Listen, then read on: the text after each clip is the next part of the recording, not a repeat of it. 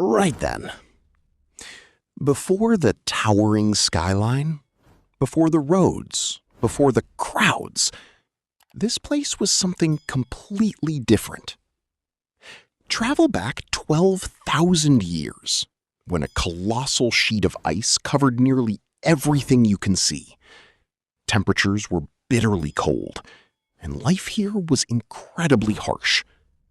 It was a landscape shaped by glaciers, silence, and time. As the climate slowly warmed, the ice began to retreat. Rivers carved their way across the land. Wetlands frozen solid soon became home to enormous creatures. Woolly mammoths wandered across open plains.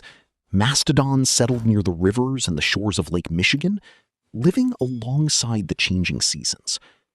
The hunters appeared, and the first forests gradually took root. Nature wasted no time reclaiming the landscape.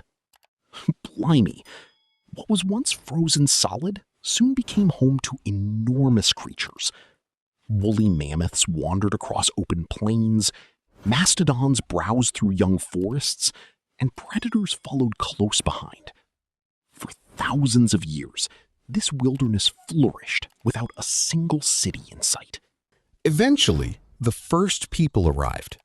Indigenous communities settled near the rivers and the shores of Lake Michigan, living alongside the changing seasons. They hunted, fished, traded, and cared for the land with remarkable knowledge passed down through generations. Time continued to roll on.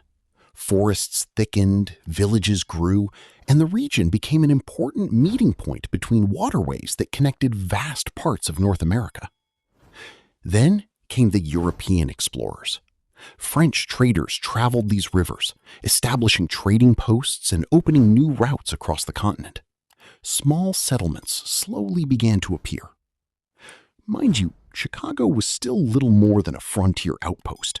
Muddy tracks replaced forest paths, wooden homes lined the riverbanks, and commerce steadily increased. By the early 19th century, everything began moving at a cracking pace. Roads expanded, canals connected distant regions, and the arrival of the railway transformed Chicago into one of America's fastest-growing cities. Factories rose into the sky. Smoke poured from chimneys. Ships arrived daily, bringing people, goods, and fresh opportunities.